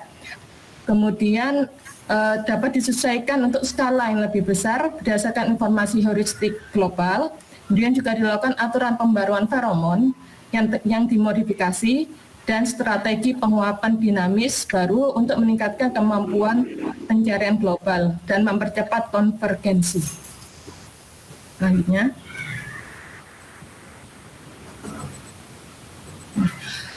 karena penelitian ini merupakan simulasi menggunakan robot, maka dibuat pemodelan lingkungannya, yaitu perencanaan area kerja gerakan robot seluler dilakukan dalam platform grid. Area kerja dibagi menjadi grid biner, di mana grid yang memiliki hambatan bernilai angka 1 dan grid bebas hambatan memiliki nilai angka 0. platform terbentuk menjadi 2 dimensi X dan Y, yang kemudian akan dihitung koordinat di setiap sisinya, dengan asumsi bahwa keseluruhan label grid dalam bilangan bulat dan panjangnya sama dengan unit panjang koordinat. Berikut koordinat dengan label I untuk persamaannya. Jadi untuk X, I, dan YI. N itu merupakan jumlah grid pada NX itu jumlah grid pada row masing-masing row, NY adalah jumlah grid pada masing-masing kolom. Next. Nah, ini merupakan contoh dari platformnya. Yang hitam itu menunjukkan ada hambatan, yang putih menunjukkan tidak ada hambatan. Kemudian pada simulasi ini, gerakan robot dimungkinkan bergerak ke segala arah. Yang nantinya robot akan diwakilkan oleh semut. Kemudian untuk kami mencoba mengembangkan flowchart aku pada paper ini. Nah, diawali dengan inisialisasi parameter, kemudian dilanjutkan dengan random move oleh semut, kemudian semut mulai bergerak dari I ke J. J adalah grid yang belum dikunjungi. Kemudian semut mengupdate feromon, mengeluarkan feromon, kemudian menghitung path rutenya, kemudian apakah semua semut sudah bergerak. Jika belum, maka setiap semut akan bergerak satu persatu sampai semua semut bergerak. Kemudian apakah sudah memenuhi kriteria? Di sini kriteria yang kami analisa adalah jumlah iterasinya.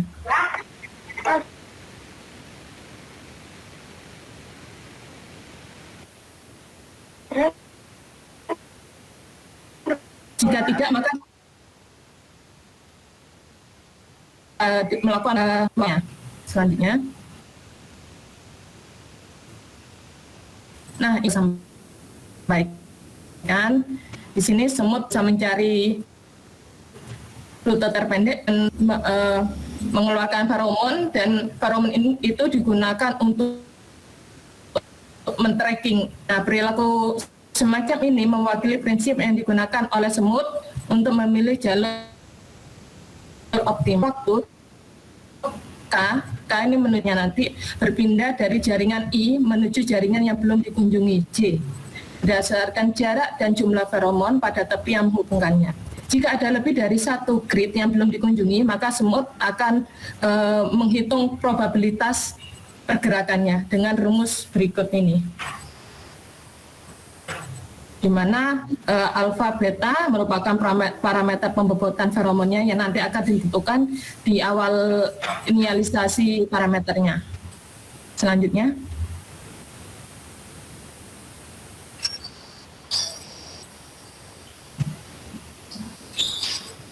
Next. Nah, kemudian di sini juga dihitung jarak 2 grid untuk pergerakan semut. Setelah semua semut menyelesaikan tur, level feromon di semua busur akan diperbarui dengan menguapkan feromon yang lama dan menambahkan feromon yang disimpan oleh masing-masing semut. Berikut untuk rumus pembaruan feromonnya dengan rumus PO, di mana membutuhkan parameter laju penguapan feromon, delta TO, panjang lintasan, dan konstanta di sini sudah di parameter awal. Selanjutnya. Nah, untuk modifikasi yang diusulkan terdapat 4 improvement. Yang pertama yaitu stimulating probability yang bertujuan untuk memudahkan semut untuk memilih grid terbaik selanjutnya. Jadi menuju J-nya kira-kira dia akan melihat sekitarnya seperti apa, apakah ada hambatan atau tidak. Kemudian yang kedua, global heuristic information, mengadopsi prinsip free step length. Kemudian improve ketiga yaitu improvement pheromone updating rule, yaitu perubahan intensitas feromon pada rute. Kemudian yang keempat adalah dynamic evaporation strategy, di mana probabilitas rate evaporasi berhubungan dengan kemampuan global search and speed convergence. Selanjutnya. Untuk improvement yang pertama yaitu stimulating probability diwakili dengan notasi SP, merupakan operasi kombinatorial di mana tergantung pada banyaknya hambatan yang ada di sekitar grid. Jadi semakin sedikit hambatan di sekitar grid saat dia berdiri sekarang, jadi I, nilai Gini I, semakin besar kemungkinannya dan semakin menarik grid tersebut. Adapun SP dapat dihitung menggunakan fungsi faktorial berikut. Sini ada dua fungsi yang akan digunakan, yaitu CA NOPS dan CA min NOPS min 1,1. 1,1 di sini sudah ditentukan oleh peneliti. Nah, dari dua persamaan tersebut didapatkan fungsi SP. Sehingga karena SP ini berhubungan dengan kemampuan semut dalam mencari jalan keluar, maka akan dimasukkan kepada fungsi pertama tadi, fungsi P, sehingga di sini SP menjadi pengali untuk penyebut dan pembilangnya. Selanjutnya dipersilakan Mbak Intan. Baik, terima kasih. Selanjutnya, Global Heuristic Information.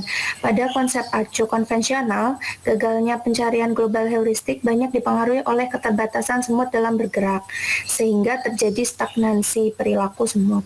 Akibatnya, kecepatan konvergensi semakin lambat dan gagal dalam mencari rute terpendek. Untuk menghindari masalah ini diadopsi free step length, di mana informasi global baru dibuat berdasarkan pencarian heuristik tak terbatas dan bidang visi yang diperluas. Semua gridnya di bidang itu diproses untuk pemilihan grid berikutnya. Visi yang dibentuk dalam penelitian ini adalah I dan J yang merupakan grid saat ini dan grid selanjutnya, sedangkan S besar dan E besar adalah grid awal dan akhir atau target.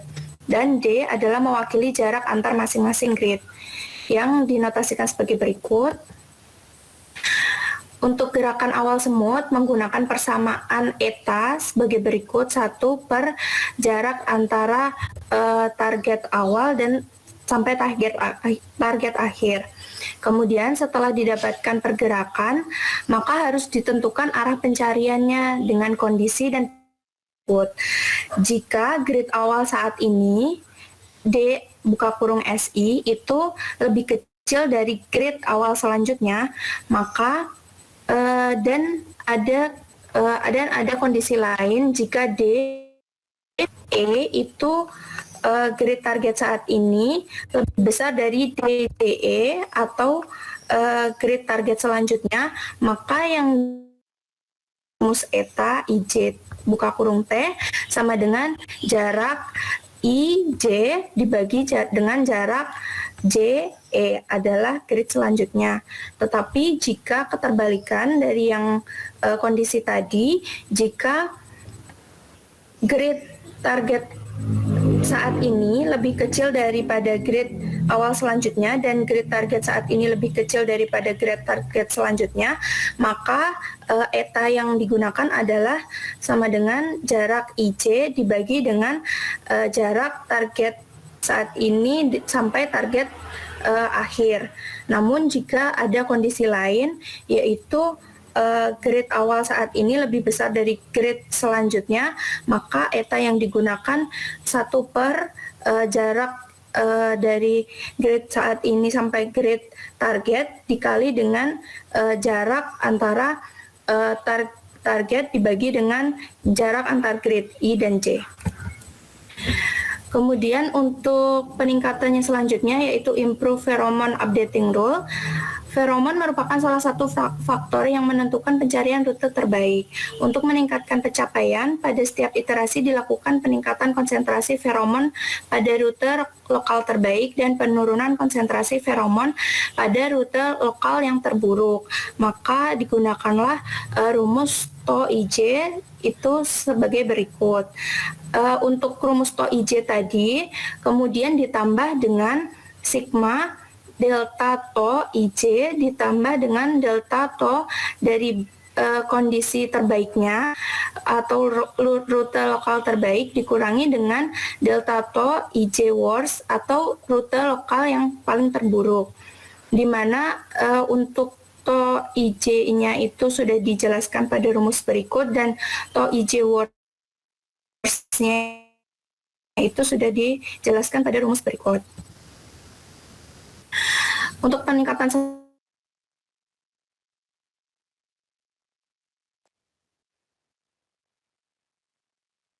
dan memiliki dampak langsung pada kemampuan penelusuran global dan kecepatan konvergensi dari algoritma. Jika terlalu kecil, maka feroman akan menguap sangat lambat, yang mengurangi kemampuan pencarian global dan membawa algoritma ke konvergensi lokal. Jika terlalu besar, maka pencarian global akan ditingkatkan dan kecepatan konvergensi akan berkurang.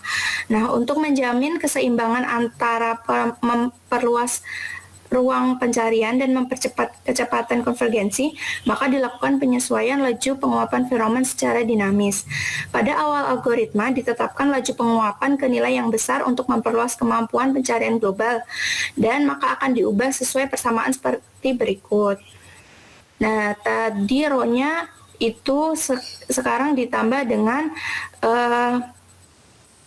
seperti rumus berikut, T besar kali T kecil dikali 1/n, sigma K1 sampai N dikali SP sampai K semutnya, dikali dengan to maksimum dikurangi to minimum, dibagi T dikurangi 1, dan ditambah lagi dari 1/n dari rumus yang tadi.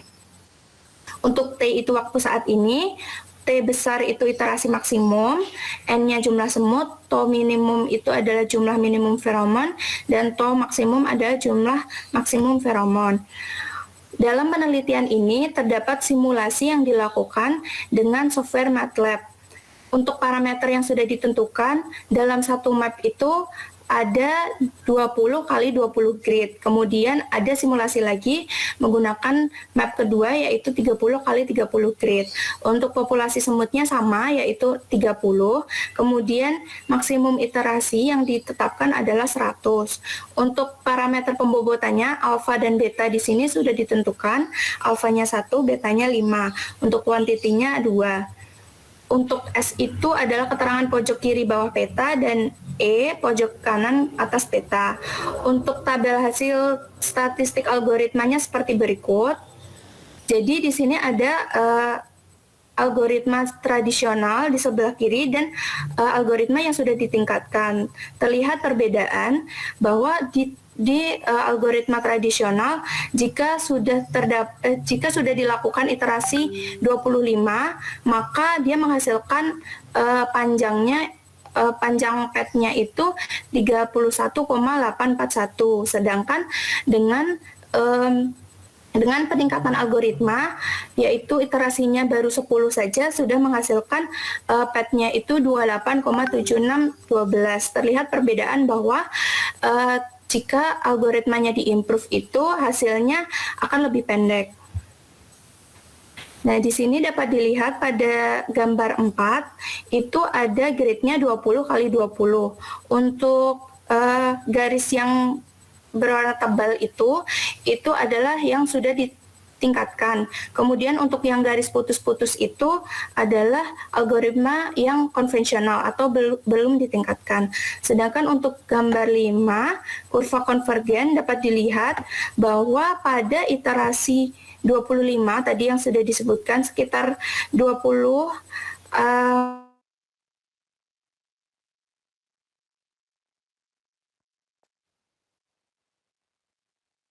pada kurva konvensional.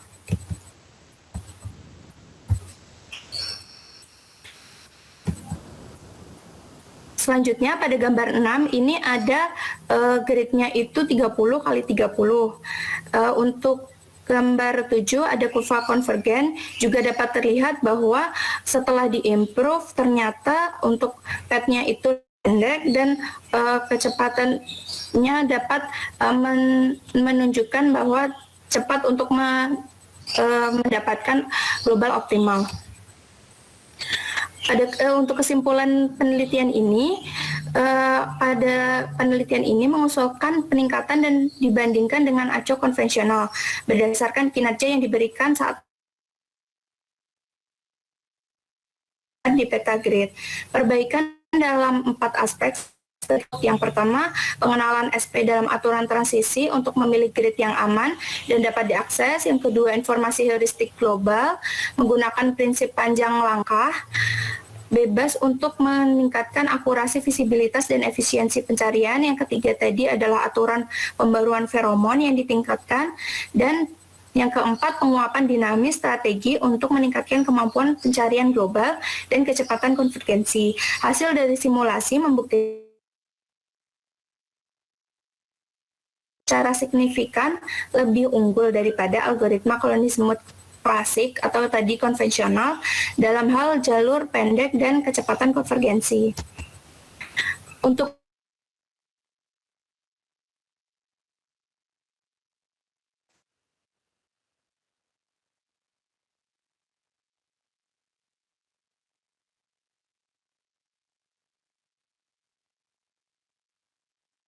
yang melakukan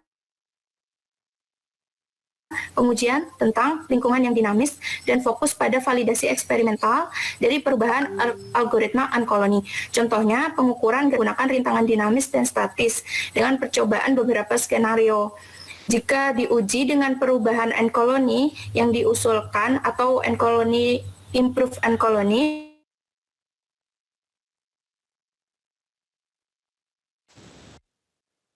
dan mencapai target yang optimal.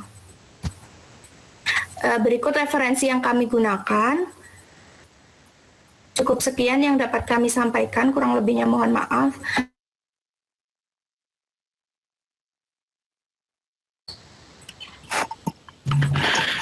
Baik, terima kasih Mbak Intan sama Mbak Melinda ya. Capek mungkin Mbak Intan ya, ininya banyak yang dibahas bacanya. Mungkin nanti kalau misalkan pas presentasi di poin-poinnya saja Mbak, mungkin biar enggak terlalu banyak baca, nanti kecapean, kasihan kalau harus baca semuanya ininya slide-nya. Ini mungkin ada tanggapan dulu dari teman-teman.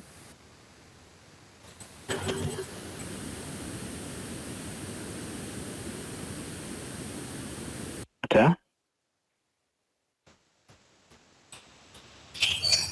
Nggak ada. Kalau nggak ada mungkin saya izin tanya. Tadi itu kan di presentasi itu ada kayak algoritma ya, if bla bla bla ini ke sini, jika ini dan lain sebagainya. Pas baca paper itu kira-kira Mbak Intan sama Mbak Melinda itu bisa membayangkan ya itu ya, artinya oh ini gitu ya. Bisa membayangkan teknisnya. Menjawab ya Pak. Karena simulasi dan diskusinya ini menggunakan Minitab, jadi memang kami belum mencoba seperti apa, tapi dari rumus arah pencariannya ini, jadi kami bisa membayangkan jika jadi kan berangkat dari gridnya itu kan kotak-kotak seperti ini. Nah, kami membayangkan jika dari grid awal ini I itu kemudian ke J, melangkah ke J seperti itu ada pengkondisian. Jika grid awal saat ini lebih kecil dari grid selanjutnya, maka yang grid saat ini itu yang dibagi adalah ada 2 kondisi seperti itu Pak. Jadi kalau semakin ke sana itu semakin lebih kecil, maka yang digunakan itu. Mungkin seperti itu Pak. Kalau yang semakin ke sana tapi dia probabilitasnya lebih jaraknya lebih kecil seperti itu. Itu yang digunakan sebelumnya gitu. Yang tidak ada rintangan. Ya, oke. Ya, terima kasih.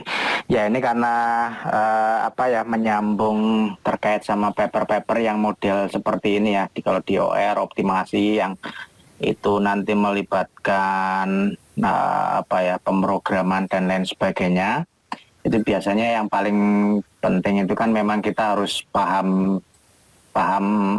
alurnya ya. Bukan berarti kita tahu mengaplikasikannya, itu persoalan yang lain, karena kan bisa saja nanti pakai MATLAB atau apa yang itu mungkin kita ada kendala, tapi paling enggak kita bisa membayangkan alurnya, cara berpikirnya seperti ini jika ini dan lain sebagainya. Jadi biasanya memang seperti itu ya kalau kita pas baca paper ya. Paling nggak memang harus paham dulu alurnya. Dan biasanya memang untuk singkat ya, biar pembaca itu mengerti, itu kadang-kala memang prosedurnya itu kayak dibuat ringkas ya, pseudocode ya, istilahnya kayak pseudocode atau yang kayak tadi itu if dan lain sebagainya. Tetapi secara aktual itu mungkin codingnya itu banyak sekali itu ya di dalamnya kalau misalkan ini. Tapi biasanya memang untuk mempermudah aja biar paham. Oke, sama ini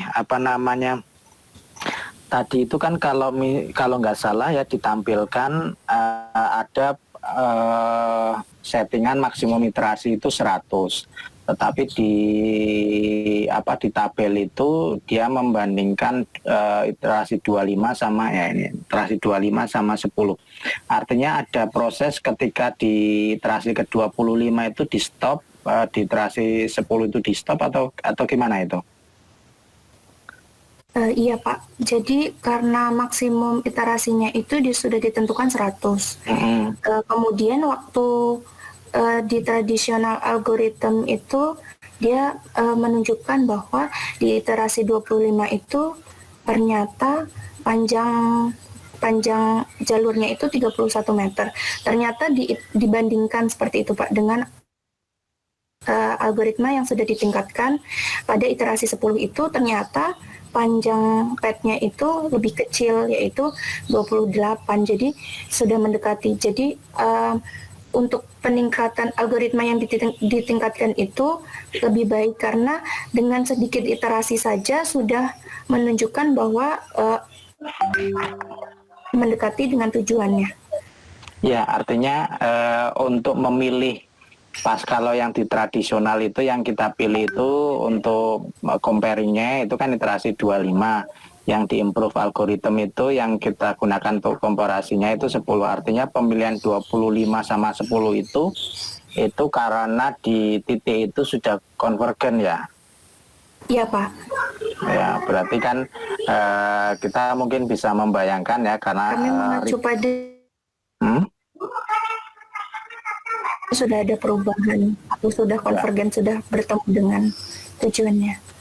Ya, artinya kita bisa membayangkan bahwa di algoritmanya itu kan performanya itu kayak di record, begitu nanti sudah konvergen mungkin dia stop gitu ya. Karena kan orang tadi membayangkan kok ini ngambil titiknya beda gitu ya, yang tadi 25, yang satunya 10. Nah, itu. Oke. Ya. Kemudian menambahi ya, karena teman-teman itu kan juga posisinya mungkin bentar lagi akan mengerjakan tesis atau riset ya. Biasanya kalau kita riset atau penelitian, apalagi ini S2 ya mungkin agak sedikit berbeda dengan S1. Nah itu biasanya untuk mencari nilai mencari perbedaan ya positioning kita itu dengan penelitian sebelumnya, itu paling tepat itu kalau misalkan kita nemu paper yang tertarik, itu biasanya untuk mencari gapnya itu di bagian terakhir itu yang kayak tadi itu, apa yang bisa di penelitian yang bisa dilanjutkan, di extend dan lain sebagainya. Itu karena apa? Karena yang itu yang belum tackle, belum di handle di paper itu. Sehingga kalau misalkan nanti teman-teman itu memang pas melakukan studi literatur kemudian nemu beberapa paper yang menarik yang mungkin akan relevan dengan penelitiannya, nah untuk mencari gapnya yaitu biasanya kita kadang-kadang jam gitu ya di bagian ini ada nggak yang future research. Nah itu berarti ini yang ini itu belum dipertimbangkan. Nah itu sebenarnya cukup informasi yang cukup berguna ya. Jadi itu sebenarnya bukan bukan tanpa maksud ya. Jadi itu sebenarnya kayak memberikan kita jalan kalau misalkan nanti teman-teman itu mau melakukan penelitian, ya mungkin bisa mengidentifikasi kira-kira oh ini belum di tackle dan lain sebagainya. Dan itu memang biasanya penting juga ya untuk kita cantumkan. Biasanya kalau teman-teman nanti nulis paper atau yang disubmit ke jurnal atau di seminar dan lain sebagainya, itu di bagian terakhir kan biasanya entah itu nulisnya sebagai batasan di dalam penelitian atau mungkin menyarankan penelitian lanjutan dan lain sebagainya, itu kan menyatakan bahwa penelitian yang kita lakukan belum sempurna ya, jadi masih bisa di-extend. Oke, itu kemudian saya nggak tahu, mungkin teman-teman ada tanggapan, komen dulu.